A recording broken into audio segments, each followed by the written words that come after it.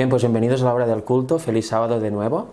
En esta ocasión os voy a traer un tema que me parece muy interesante y que realmente debemos tenerlo en cuenta, porque así muchas cosas que vemos en la Biblia, muchas situaciones, se hacen mucho más entendibles.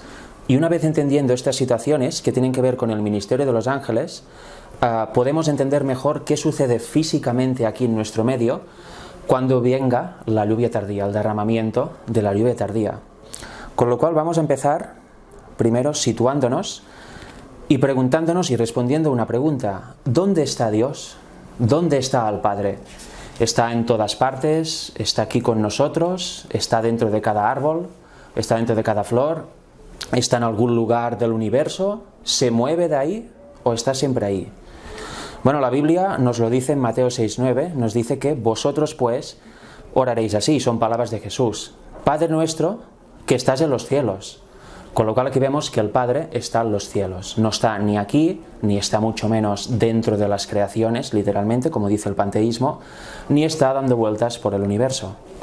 Y lo corroboramos también, sin leerlo, pero viendo dónde están los textos. Hebreos 9:24 nos dice, hablando de Jesús, que subió al santuario en el cielo para presentarse por nosotros ante Dios, ante su Padre. Aquí vemos una vez más que el Padre está en el cielo.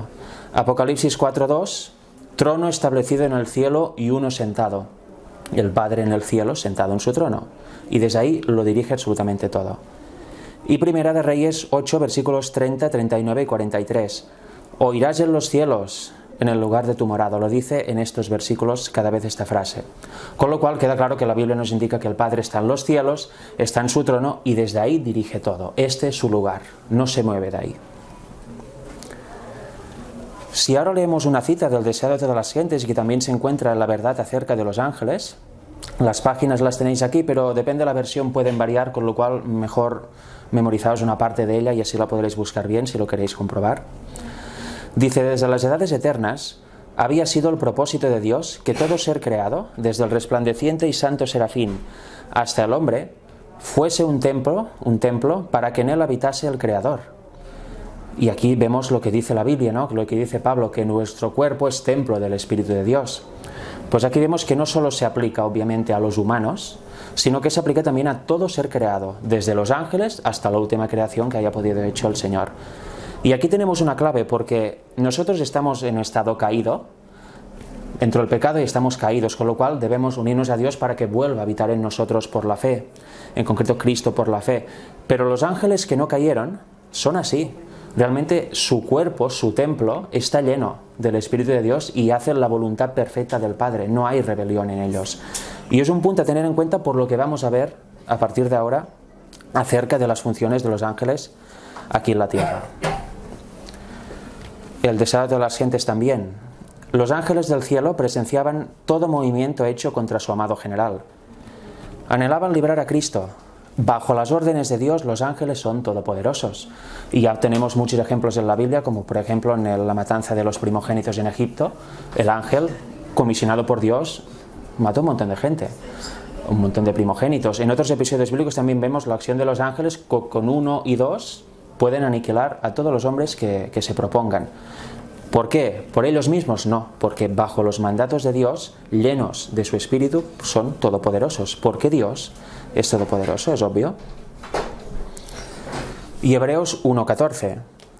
No son todos espíritus ministradores, enviados para servicio a favor de los que serán herederos de la salvación. Por tanto, los ángeles son espíritus ministradores, son mensajeros, y son enviados para servir ¿a quién? ¿Quiénes son los herederos de la salvación? Nosotros. Por tanto, se nos envían para servirnos, para ayudarnos, para protegernos, para un montón de funciones. Y eso también es una clave para entender lo que vamos a ver hoy. Y os voy a leer, que no va a aparecer en la pantalla, va a aparecer en mi libro. El libro Hechos de los Apóstoles. Hay una cita que está en mi versión, está en la página 127, en la más antigua creo que está en la 125, no me acuerdo, pero bueno, por ahí está. Es el capítulo Librado de la cárcel. Nos dice los últimos 2 párrafos. Los principados y las potestades de los cielos están observando el conflicto que en circunstancias aparentemente desalentadoras están riñendo los siervos de Dios. Se logran nuevos triunfos, se ganan nuevos honores, a medida que los cristianos, al congregarse en torno del estandarte de su Redentor, salen a pelear la buena batalla de la fe. Todos los ángeles del cielo están al servicio de los humildes creyentes hijos de Dios, y cuando el ejército de obreros canta aquí en la tierra sus himnos de alabanza, el coro celestial se une a él para tributar loor a Dios y a su Hijo, que es su general. Y ahora viene lo importante. Necesitamos comprender más plenamente la misión de los ángeles. Sería bueno recordar que cada verdadero hijo de Dios cuenta con la cooperación de los seres celestiales. Ejércitos invisibles de luz y poder acompañan a los mansos y humildes que creen y aceptan las promesas de Dios. Hay querubines y serafines y ángeles poderosos en fortaleza a la diestra del Señor, los cuales, y aquí viene el texto, son todos espíritus ministradores enviados para servir a favor de los que serán herederos de la salvación. Por tanto, este tema quiere profundizar en eso, en comprender más plenamente la misión de los ángeles, el ministerio de los ángeles. Porque, bueno, ya lo iremos viendo a medida que avancemos en el tema. Hay ciertas preguntas que yo siempre he tenido como creyente que cuando estudié ese tema se me respondieron. Porque si no quedaba todo muy místico, muy extraño, ciertas situaciones de la Biblia. En cambio, entendiendo que los ángeles están aquí, todo cobra sentido. Y además lo vamos a ver escrito literalmente. Primero entremos en el primer apartado, cadena de información. ¿Cómo llega la información del Padre hasta nosotros? ¿Llega por una influencia que pulula por el universo y llega a nosotros en nuestra mente? ¿O hay una cadena de mando, hay una cadena de información realmente establecida y claramente revelada en la Biblia? Hay una, y nos lo dice Apocalipsis, capítulo 1, versículos 1 y 2. Los primeros dos versículos del Apocalipsis nos dicen cómo funciona todo esto. Dice, la revelación de Cristo, 1, que Dios, su Padre, le dio para manifestar a sus siervos las cosas que deben suceder pronto. Y la declaró, ¿cómo? Enviándola por medio de su ángel, 3, a su siervo Juan, el hombre, es el último de la cadena, que ha dado testimonio de la palabra de Dios y del testimonio de Jesucristo y de todas las cosas que ha visto. Con lo cual aquí vemos algo que a veces no contemplamos o simplemente no pensamos en ello. El Padre dice, bueno, hijo, aquí tienes. El Hijo, como general de los ángeles, se lo da al ángel y el ángel viene al hombre. Lo vemos claramente en la Biblia en muchos episodios, como en Daniel, que viene el ángel Gabriel directo de Dios a darle el mensaje a Daniel. Lo vemos con Abraham cuando iba a sacrificar a Isaac, viene el ángel ahí. Y en otros muchos casos, que vamos a ver ahora que la Biblia no lo aclara, pero el Espíritu de Profecía lo dice con una claridad tan meridiana, que bueno, la luz se hace en uno cuando entiende eso. Vemos cadena de información. Padre, Hijo, ángel, hombre. El problema viene cuando el hombre lo tiene que dar a otros hombres. Aquí la cadena de información empieza a fallar, por desgracia. Se nota quién es el que está caído y quién no, ¿no? Ministerio de curación. La Biblia nos muestra a Dios en su alto y santo puesto, no en estado de inacción, no en silencio y la soledad, sino rodeado de millares y millones de seres santos, siempre a la espera de sus órdenes.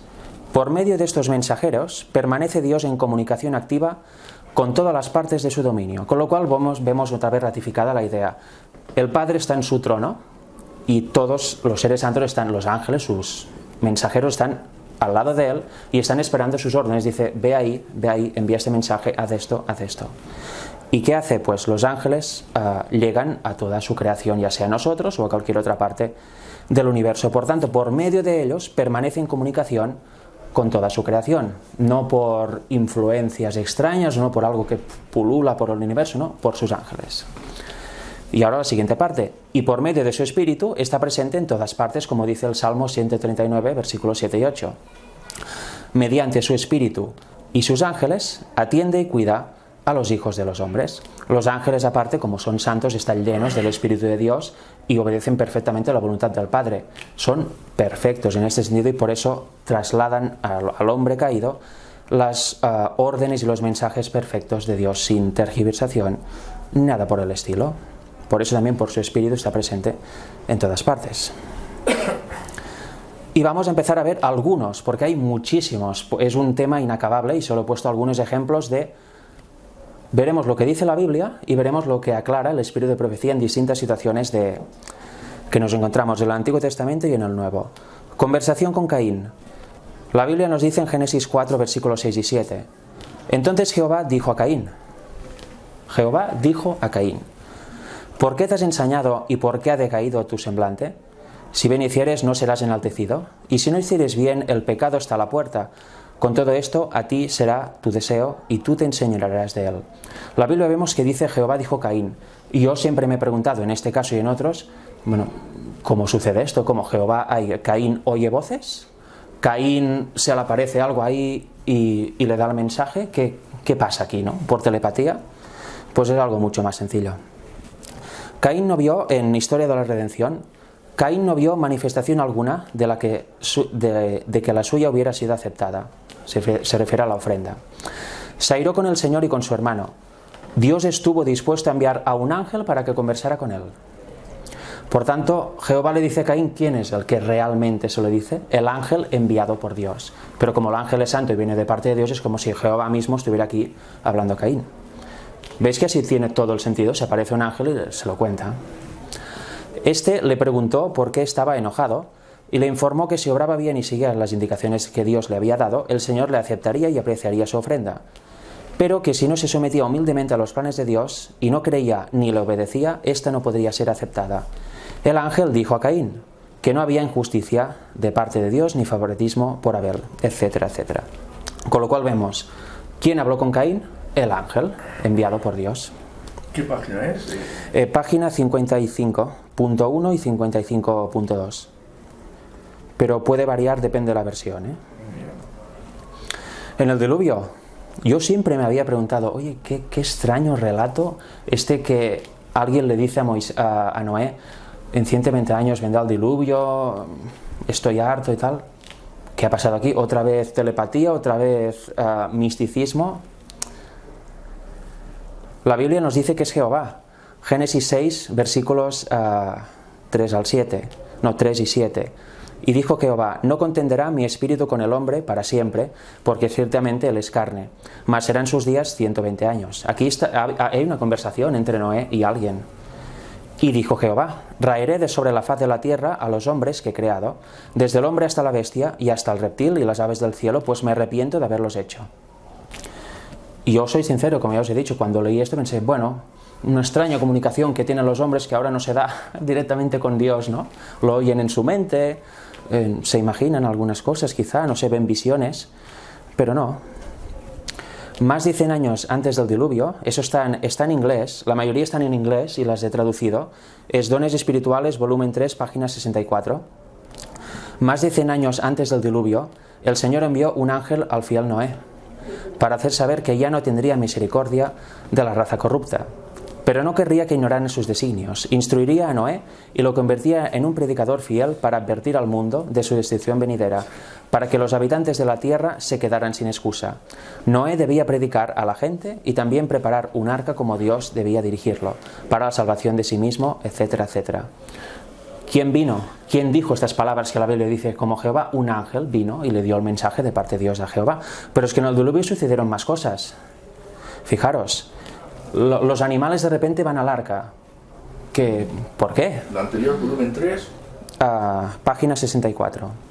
Y esta está en La verdad acerca de los ángeles, página 74, del párrafo 1 al 3. Se enviaron ángeles para reunir en los bosques y los campos a los animales que Dios había creado. Ahora se entiende mejor, ¿verdad? No queda todo místico. Yo es que me acuerdo porque hace años una amiga mía atea vi que comentaba por redes sociales y mirad este enfermo de Abraham que oye voces en su cabeza y va a matar a su hijo. Y yo pensé, madre mía, ¿no? Pero sí que pensé, ¿y cómo oyó Abraham? Es verdad, ¿cómo oyó Abraham la voz de Dios? Los ángeles.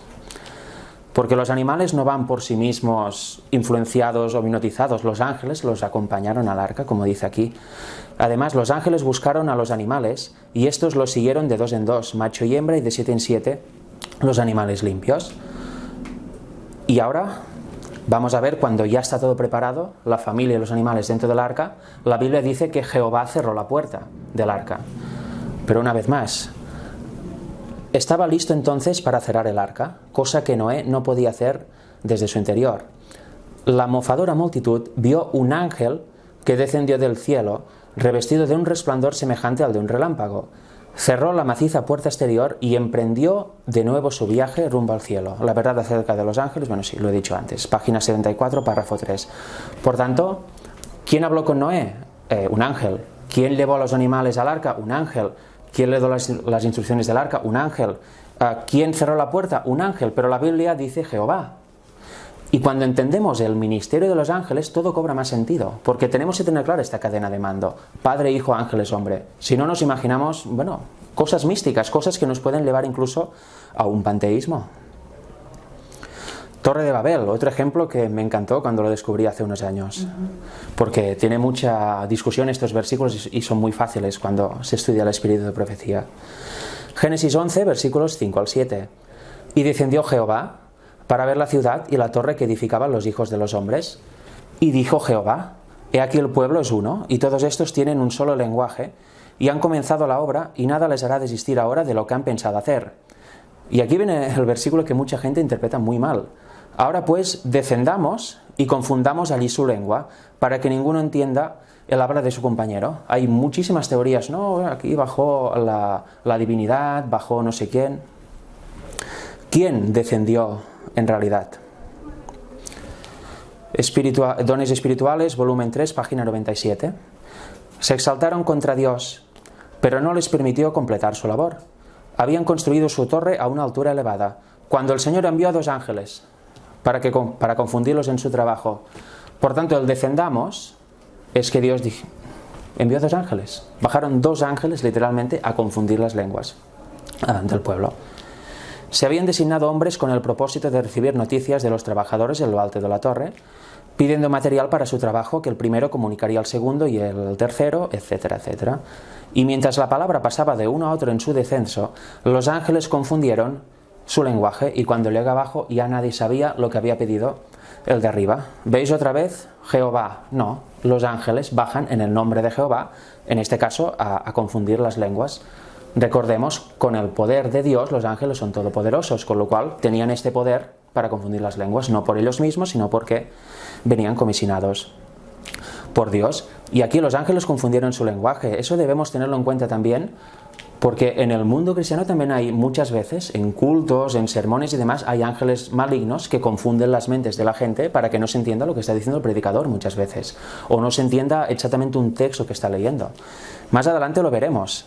Las tareas de los ángeles son absolutamente impresionantes. Si no fuera por ellos, estaríamos realmente desamparados. Aquí no habría la comunicación deseada. Y ahora algo muy interesante, la escalera de Jacob. También hay muchas teorías, pero solo una es verdad. Génesis 28, versículos del 10 al 13. Salió pues Jacob de Beerseba y fue a Harán. Y llegó a un cierto lugar y durmió allí, porque ya el sol se había puesto, y tomó de las piedras de aquel paraje, y puso su cabecera y se acostó en aquel lugar. Y soñó, y aquí una escalera que estaba apoyada en tierra, y su extremo tocaba en el cielo, y aquí los ángeles de Dios que subían y descendían por ella. Y aquí Jehová estaba en lo alto de ella, el cual dijo: yo soy Jehová, el Dios de Abraham, tu padre, y el Dios de Isaac. La tierra en que estás acostado te la daré a ti y a tu descendencia. Por tanto, aquí vemos una escalera. Aquí hay muchos temas para tocar que solo voy a repasar en modo resumen ahora, y vamos a centrarnos en lo que nos interesa, que son que los ángeles de Dios bajaban y subían por esa escalera.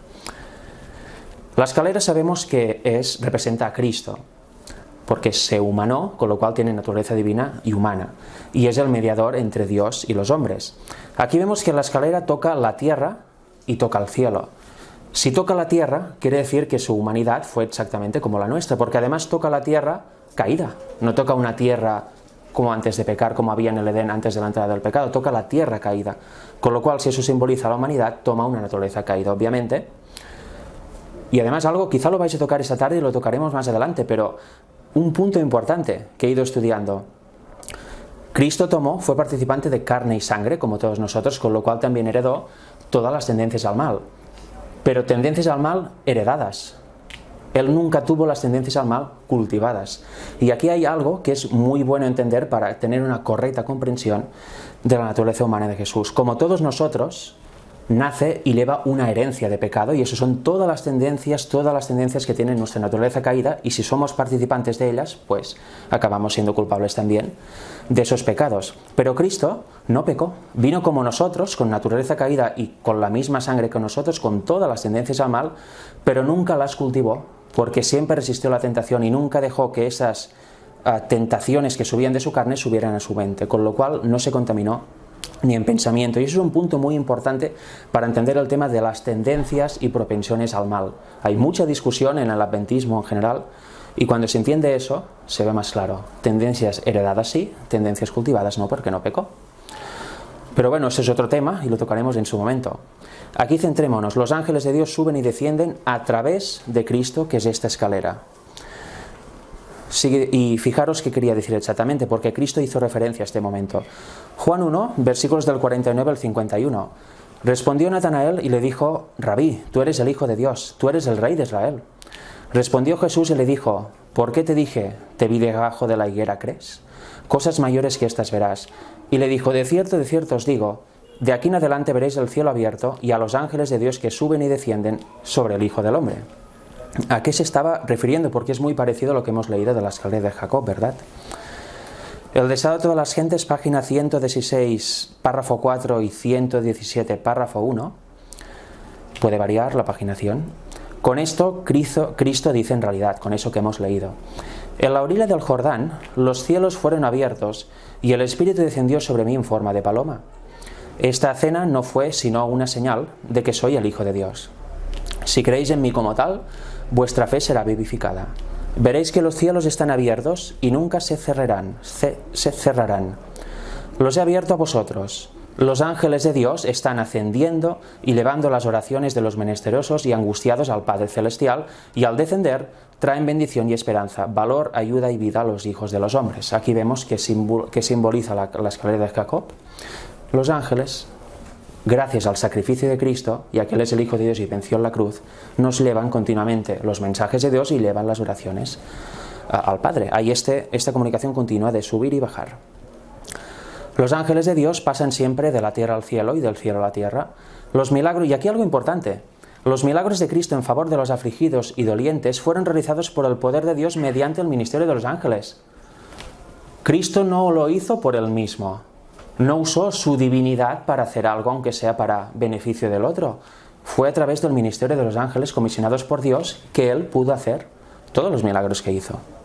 Tremendo, ¿eh? Incluso la resurrección de Lázaro, por cierto.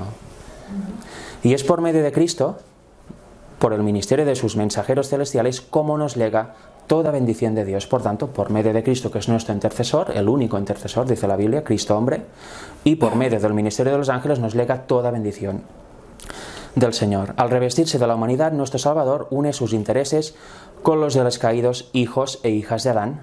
¿Por qué? Por lo que decía antes, como tienen naturaleza caída, obviamente nos pone en comunión con Dios a nosotros que somos caídos. Mientras que por su divinidad se aferra al trono de Dios, y así es Cristo el medio de comunicación de los hombres con Dios y de Dios con los hombres. Es impresionante, porque en el bautizo vemos que una paloma, por cierto, el Espíritu de Profecía nos lo aclara más, no es una paloma blanca. Esto es un símbolo de Semiramis, si buscáis lo vais a encontrar, es un símbolo babilónico adoptado por el catolicismo, y todo el mundo, incluso en iglesias adventistas, hay algún cuadro con la paloma blanca. Satanás ahí, se lo tendrían que pensar también. La simbología es muy importante. La paloma era una paloma dorada, eran los rayos que dice el Espíritu de Profecía que venían directamente, no fueron ángeles que bajaron sobre Cristo, ¿eh? Los ángeles estaban ahí deseando darle los mensajes y el cuidado en aquel momento, pero el Espíritu de Profecía dice que directamente los rayos salieron del propio Padre. Se abrieron los cielos y los rayos de su gloria en forma de paloma áurea bajaron sobre Cristo. Pero sin embargo, un tiempo después, cuando la turba vino a apresar a Cristo, lo dice también el deseado de todas las gentes, volvió a aparecer esta forma de paloma áurea detrás de Cristo, y en aquel caso era el ángel Gabriel que hizo esta forma, y de esta luz tiró a todos por el suelo. Toda la turba cayó al suelo y quedó medio enceguecida. Ahí Cristo mostró que realmente es divino. Con lo cual debemos tener en cuenta siempre este juego. En el bautismo bajaron los rayos directos de la gloria de Dios, del Padre, pero en aquel momento de la turba el Padre envió los rayos al ángel, y el ángel hizo exactamente la misma forma de paloma dorada detrás de Cristo, volviendo a corroborar que es el Hijo de Dios, lo que ya quedó claro en el bautismo. Por tanto, toda bendición nos llega a través de Cristo, nuestro intercesor, y por los ángeles celestiales. Historia de la redención, página 46. Pero a los ángeles se les asignó una tarea, es a saber, subir y bajar con el bálsamo fortalecedor procedente de la gloria, para suavizar los sufrimientos del Hijo de Dios y servirle. también tendría la tarea de guardar y proteger a los súbditos de la gracia, de los ángeles impíos y de las tinieblas que constantemente arrojaría contra ellos Satanás. Vi que era imposible que Dios alterara o cambiara su ley para salvar al hombre perdido y a punto de perecer, por eso permitió que su amado Hijo muriera por la transgresión del hombre. Una vez más, tarea de los ángeles, proteger, servir al Hijo de Dios cuando estuvo aquí en la tierra y proteger, obviamente, a su pueblo. Arca de la Alianza, fijaros. Historia de la Redención, página 188. 4 ángeles del cielo acompañaban siempre el arca de Dios de todas sus peregrinaciones para protegerla de cualquier peligro y para cumplir toda misión que se le requiriera en relación con ella. Jesús, el Hijo de Dios, y fijaros aquí, algo que hablamos en febrero, casi el último tema casi que presenté aquí, que traté el tema del Hijo de Dios, mostrando que era Hijo de Dios antes de venir a encarnarse. Aquí estamos hablando del Antiguo Testamento. Cristo solo tenía naturaleza divina, no se había humanado aún. Y fijaros, aquí y en múltiples citas que ya vimos, cómo lo señala la mensajera del Señor. Jesús, el Hijo de Dios, en aquel momento. Seguido por los ángeles celestiales, iba delante del arca cuando ésta se aproximaba al Jordán. Las aguas se dividieron delante de su presencia. Cristo y los ángeles permanecieron junto al arca, y los sacerdotes en el lecho del río hasta que todo Israel cruzó el Jordán. Cristo y los ángeles acompañaron al arca cuando ésta giraba en torno de Jericó y finalmente derribaron sus macizos muros y entregaron la ciudad en manos de Israel. Por tanto, ¿quién actúa así? Cristo y los ángeles. Siempre es lo mismo. En el Antiguo Testamento y en el Nuevo no ha variado absolutamente nada. La diferencia es que Cristo en el Antiguo Testamento aún era solo el verbo, solo tenía sustancia divina, naturaleza divina, pero ya era obviamente el Hijo de Dios y el gran general de los ángeles. Elías, ¿quién se llevó a Elías al cielo? Segunda de Reyes 2:11. Y aconteció que yendo ellos y hablando, he aquí un carro de fuego con caballos de fuego. Apartó a los dos y Elías subió al cielo en un torbellino. Yo también pensaba eso, qué extraño, ¿cómo sucedió? Bueno, pues ya os lo podéis imaginar cómo sucedió. Dones espirituales, volumen 1, página 40, párrafos 1 y 2. Elías había caminado con Dios. Su trabajo no había sido agradable. Dios, a través de él, había reprobado el pecado. Él era un profeta de Dios y tuvo que huir de un lugar a otro para salvar su vida. Fue cazado como las fieras para que pudieran destruirlo. Dios trasladó a Elías. Los ángeles lo llevaron en gloria y triunfo al cielo. Los ángeles. Si analizáis Ezequiel, que habla de unas ruedas dentro de otras ruedas, si lo analizáis bien y estudiáis también lo que dice el Espíritu de Profecía al respecto, veréis que también está hablando de ángeles. No está hablando de cosas etéreas o extrañas. ¿No era un carruaje? Sí, pero llevado por ángeles, y muchas veces no es ni carruajes, ángeles, porque luego lo vamos a ver al final, cómo son los ángeles, cuál es su naturaleza y su apariencia muchas veces. Tenemos que pensar que los escritores bíblicos escriben según lo que conocen, y para él era un carro. Quizá ahora el escritor diría que vino un ovni, ¿no? O un avión o un helicóptero. O sea que no todo es literal. Obviamente Dios no circula con carros. Bueno, supongo. Comunicación con los hombres. Historia de la Redención, página 52. Todo eso es para que nos hagamos una idea del precioso ministerio de los ángeles y cómo realmente opera todo. Su transgresión produjo una espantosa separación entre el Padre y el hombre. A Adán, en su inocencia, se le concedió comunión directa, libre y generosa con su Hacedor. Gozosa con su Hacedor. Aquí vemos antes de que pecara. Y ahora, después de la transgresión, claro, ha habido una separación entre Dios y el hombre. Dios se comunicaría con él por medio de Cristo y de los ángeles. Obviamente también con nosotros es así, lo vamos a ver. Dones espirituales, volumen 3, página 52. Los ángeles se comunicaron con Adán después de su caída y le informaron del plan de salvación y de que la raza humana no estaba más allá de la redención. Aunque se había producido una terrible separación entre Dios y el hombre mediante la ofrenda de su amado Hijo, se había hecho provisión por la cual el hombre podía ser salvo. Pero su única esperanza era a través de una vida de humilde arrepentimiento y fe en la provisión hecha. Todos aquellos que pudieran aceptar así a Cristo como su único Salvador deberían ser nuevamente favorecidos por Dios por los méritos de su Hijo. Por lo tanto, ¿cómo se lo comunica a Adán todo el problema que ha ocasionado las consecuencias de su caída? Los ángeles, no bajo el Padre. porque ya había pecado, con lo cual se hubiera destruido absolutamente todo. La verdad acerca de los ángeles, página 69, para seguir ampliando esta idea o corroborándola, cimentándola. Las ventajas que gozaron los hombres de aquellos tiempos antediluvianos para obtener un conocimiento de Dios por el estudio de su obra no han sido igualadas desde entonces.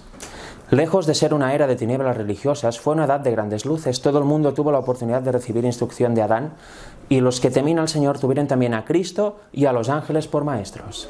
¿Qué os parece? Interesante, ¿eh? Bueno, ya sabemos lo que dice el mundo, ¿no? Es justo lo opuesto a la Biblia. Venimos de la nada y vamos evolucionando hasta ahora, que representa que somos lo máximo de la evolución. Pero la historia verdadera y bíblica es totalmente distinta. Vamos decreciendo, no creciendo. Y lo importante, los hijos de Dios, ¿cómo se comunicaban con el cielo? Por medio de Cristo, en su naturaleza obviamente divina, no se había humanado aún, y los ángeles. El deseo de las gentes, página 109. Muchos, y eso es muy interesante, mirad, porque también nos afecta, muchos de los que están reunidos al lado del Jordán habían estado presentes en ocasión del bautismo de Jesús. Pero la señal dada entonces había sido manifiesta para unos pocos de entre ellos. No todos oyeron, este es mi Hijo amado. Durante los meses precedentes, durante el ministerio de Juan el Bautista, muchos habían negado a escuchar el llamamiento al arrepentimiento. Así habían endurecido su corazón y oscurecido su entendimiento. Cuando el cielo dio testimonio a Jesús en ocasión de su bautismo, no lo percibieron. Los ojos que nunca se habían vuelto con fe hacia lo invisible no vieron la revelación de la gloria de Dios. Los oídos que nunca habían escuchado su voz no oyeron las palabras del testimonio. Y así sucede ahora. Con frecuencia la presencia de Cristo y de los ángeles, ministradores, se manifiesta en las asambleas del pueblo. Y sin embargo, muchos no lo saben. No disciernen nada insólito. Pero la presencia del Salvador se revela a algunos. La paz y el gozo animan su corazón. Son consolados, estimulados y bendecidos. Por tanto, ¿quién está en las reuniones? Los ángeles, obviamente, y la presencia de Cristo. ¿Por qué? ¿Por medio de qué? De su Espíritu.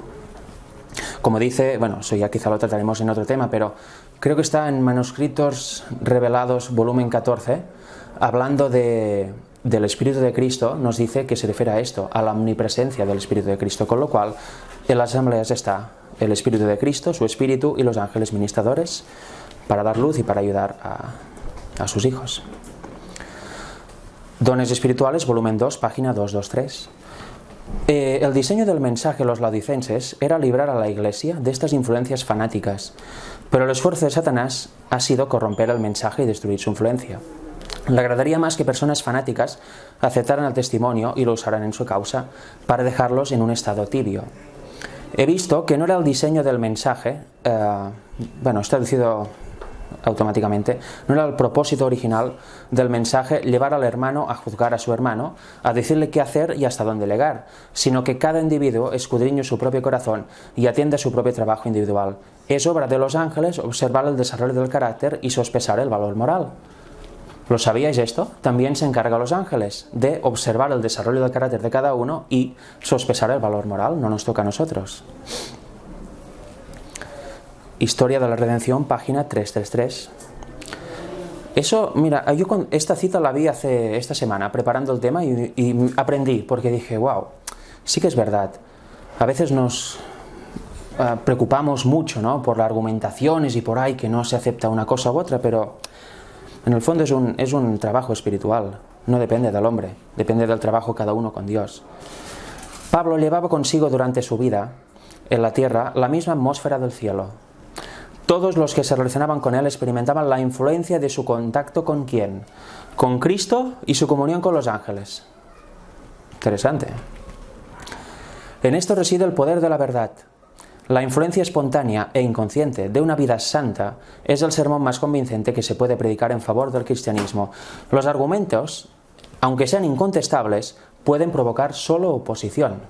Aunque sea clarísimo, no, que yo no veo esto, que tal, es un debate interminable. Pero un ejemplo piadoso tiene un poder que es imposible resistir del todo. Esa presencia, lo que reflejaba Jesús cuando estaba aquí en la tierra, era imposible de contradecir. Era o lo aceptabas o lo rechazabas, pero no podías negar que esto no era así.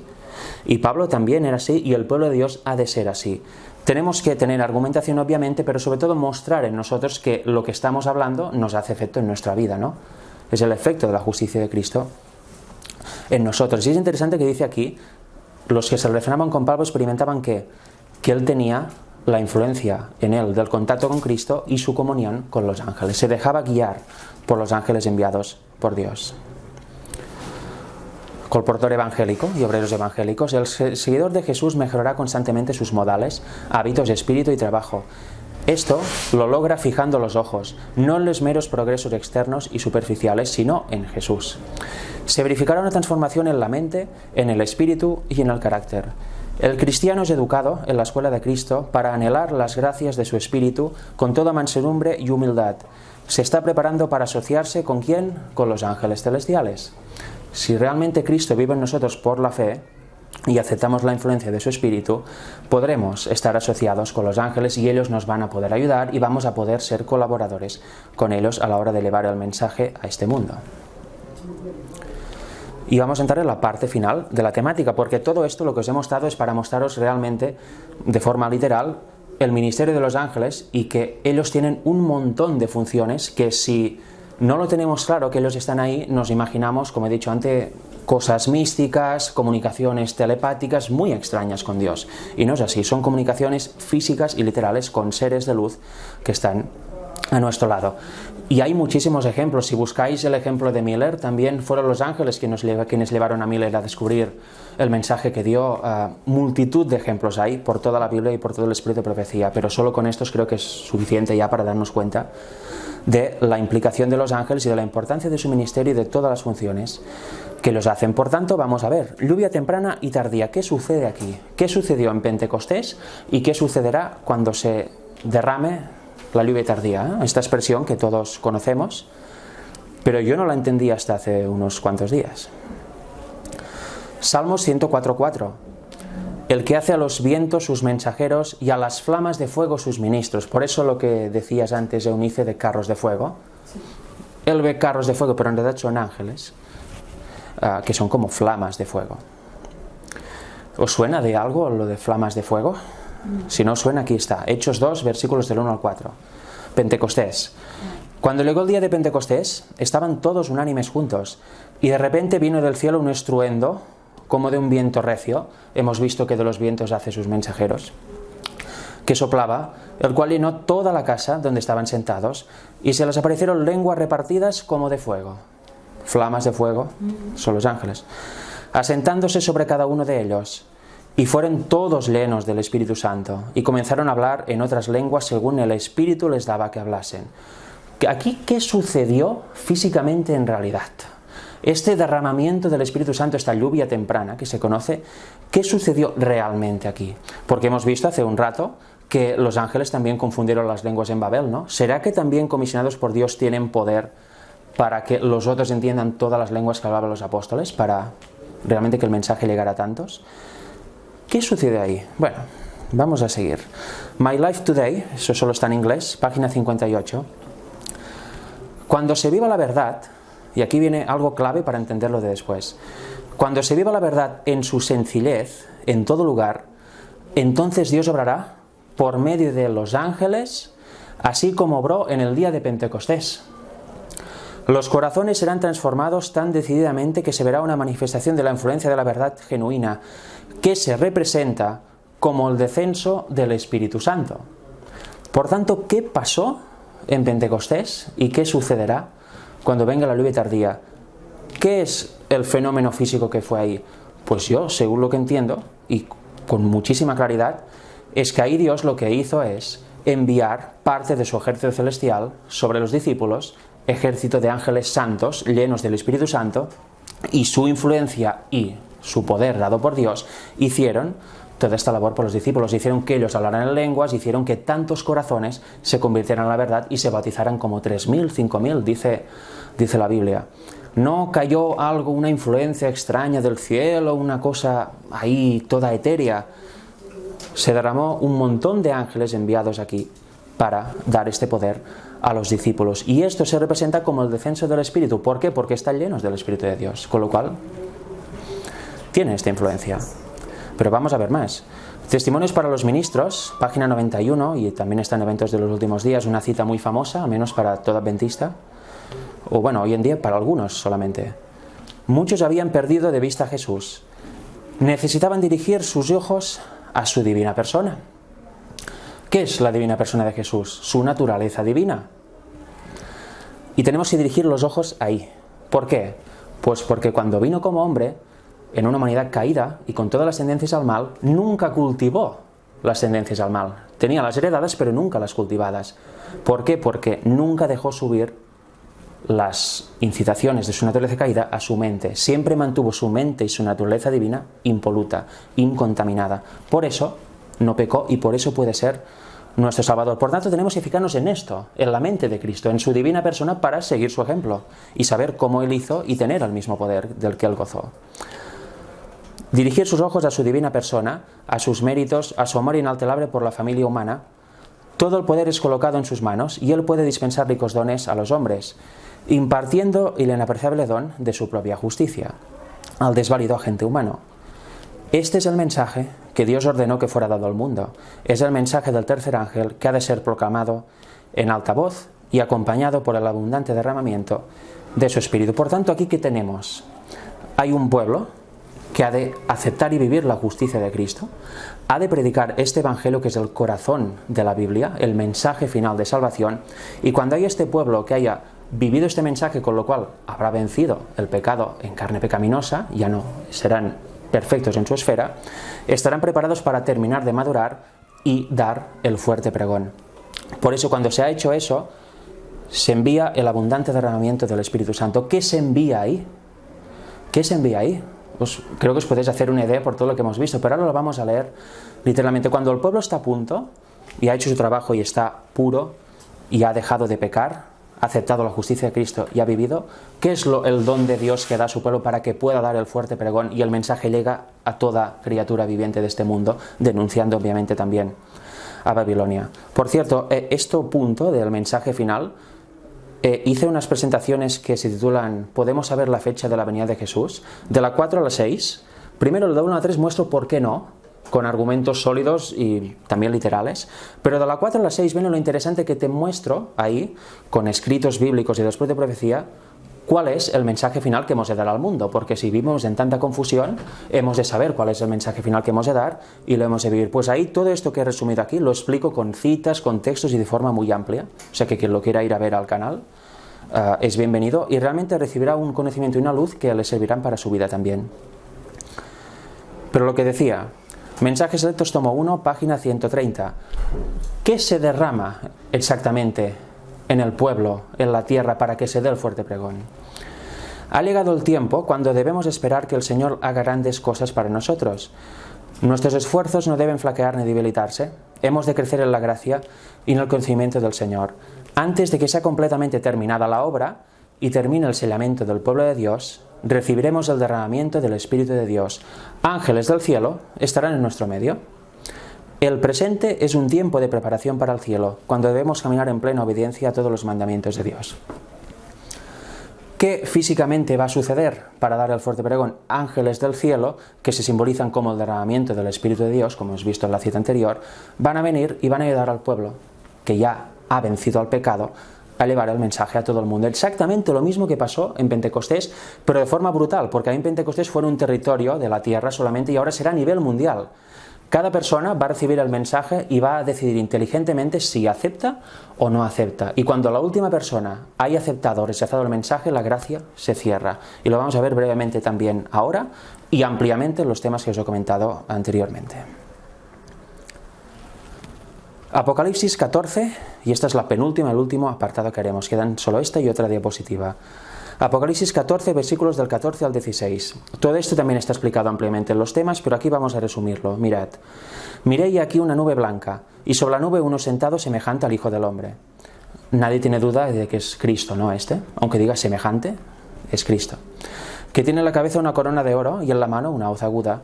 Y del templo salió otro ángel, y clamando a gran voz al que estaba sentado sobre la nube: mete tu hoz y siega, porque la hora de segar ha llegado, pues la mies de la tierra está madura. Y el que estaba sentado sobre la nube metió su hoz en la tierra fue segada.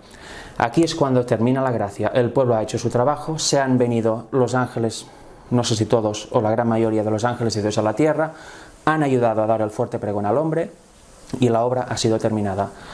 Toda persona de este mundo ha tomado una decisión inteligente de si acepta la marca de la bestia o acepta al Dios creador con su sello, que es el sábado. Cuando viene este momento, el ángel va directo al Hijo de Dios y dice: el trabajo está hecho. Mira abajo, verás tu pueblo resplandecer por sus obras y por su carácter. Ha llegado la hora de segar. Marcos 4 nos dice que cuando llega la hora de segar, se hace enseguida. Cristo, cuando llega este momento, no va a esperar hasta que llegue un tiempo determinado o a saber cuándo. No va a decir: bueno, pues me voy a adelantar antes de que esté el pueblo preparado, o me voy a esperar un tiempo para que sufran más. No. Cuando el pueblo ha hecho su función y se ha dado el fuerte pregón, Cristo viene y siega. Y lo vamos a ver en la última diapositiva, que es la última cita. Va explicando este momento. Nos muestra que aquí es cuando se cierra la gracia, Cristo va a vestirse como rey y al cabo de poco caen las plagas y viene a buscar a su pueblo. Dones espirituales, volumen 1, página 197. Todo esto, claro, está en inglés y mucha gente no se da cuenta de estas citas, pero es importante consultar estos tomos que están en inglés, y también se pueden encontrar traducidos, creo, al español, aunque cuesta bastante de encontrar, si no se puede traducir automáticamente, y realmente nos da más luz a las personas de habla hispana, porque los de habla inglesa los pueden consultar todo y más, pero en español no se ha traducido todo. Hay muchas cosas del Espíritu de Profecía que no está traducido, y si no sabes inglés o tienes un poquito de conocimiento de esta lengua, te lo pierdes, y es brutal la información que da. Dice: me señalaron el momento en que se estaba terminando el mensaje del tercer ángel. El poder de Dios había descansado sobre su pueblo. Aquí se estaba terminando. Ya se habían venido los ángeles y habían dado poder a la obra, y se estaba a punto de terminar toda la amonestación al mundo. Habían cumplido con su trabajo y estaban preparados para la hora difícil que tenían por delante. Entiéndase, las plagas. Habían recibido la lluvia tardía, o el refrigerio de la presencia del Señor, y el testimonio viviente había revivido. Personas llenas del Espíritu de Dios porque habían vencido el pecado y estaban unidos perfectamente al Padre junto con todos los ángeles. Eso es lo que dio el refrigerio y lo que dará el refrigerio al pueblo final, y notarán la presencia del Señor ahí porque tendrán su Espíritu. La última gran advertencia había sonado por todas partes y había conmovido y enfurecido a los habitantes de la tierra, quienes no quisieron recibir el mensaje. Vi ángeles corriendo de un lado a otro en el cielo. Un ángel, y ahora aquí es lo que hemos leído, un ángel regresó de la tierra con un cuerno de tinta de escritor a su lado y le informó a Jesús que su obra había terminado, que los santos estaban contados y sellados. Esto es, como hemos visto, cuando termina la predicación del mensaje del tercer ángel y todo el mundo ha sido amonestado. Entonces vi a Jesús, que había estado ministrando delante del arca que contenía los 10 mandamientos, arrojar el incensario, complicado para un catalán decir esta palabra, alzó las manos hacia arriba y dijo en voz alta: hecho está. Aquí se cierra la gracia, todo el mundo ha tomado su decisión y ya vienen las plagas, viene la hora difícil, la hora donde los 144.000 estarán sin intercesor, vivos, y obviamente no pecarán. Y toda la hueste angelical se despojó de sus coronas cuando Jesús hizo la declaración solemne: el que es injusto sea injusto todavía, y el que es inmundo sea inmundo todavía, y el que es justo sea justo todavía, el que es santo sea santo todavía. Por tanto, aquí tenemos, el tema llega hasta aquí. Hemos visto claramente explicado el ministerio de los ángeles, el importante ministerio de los ángeles, el cual debemos conocer porque eso nos libra de muchos errores, como el panteísmo, por ejemplo, o creer en telepatías extrañas o derramamientos de cosas que vienen del universo. Vemos claramente cómo Dios se mantiene en comunicación activa con su creación por medio de los ángeles y presente por su Espíritu. Y hemos visto también, ahora al final, sabiendo todo eso, qué fue el derramamiento de la lluvia temprana en Pentecostés y qué es el derramamiento de la lluvia tardía ahora al final de los tiempos. Vemos el engranaje, el funcionamiento de todo esto. No son sustancias etéreas, no es misticismo, es algo muy real. Los ángeles del cielo están aquí, dan el poder y ayudan a los hombres ya previamente que han vencido al pecado a dar el fuerte pregón. Ayudan a esta generación final que hasta que no salga no vendrá Jesús por segunda vez. Con lo cual, bueno, hasta aquí el tema. Espero que os haya gustado y os haya dado más luz, porque hay muchos eventos en la Biblia que Jehová dijo. Bueno, ¿y cómo dijo? Pues son ángeles que vienen por él comisionados. ¿Con quién habló Abraham? ¿Hablaba solo? ¿Veía algo? No. Hablaba con un ángel. En otros episodios bíblicos vemos claramente que son ángeles, como cuando bajó a Gabriel con Daniel, como en esto de Abraham también, como en otros casos vemos la presencia de los ángeles ahí, pero habiendo visto esto con la ayuda del espíritu de profecía, vemos que siempre así. Siempre toda comunicación de Dios nos lleva por medio de los ángeles, ya sea porque ellos mismos nos lo dicen o porque nos influencian y nos llega a nuestra mente. Con lo cual espero que sea de bendición para todos vosotros y que nos ayude a estar claros que en las congregaciones hay ángeles ahí, también malos y buenos. Y si estamos vinculados a Dios, los ángeles buenos podrán influenciarnos y podrán ayudarnos para que toda bendición de Dios llegue a nosotros, como hemos leído antes. Con lo cual, que Dios os bendiga y acabemos de pasar un buen sábado todos juntos. Amén.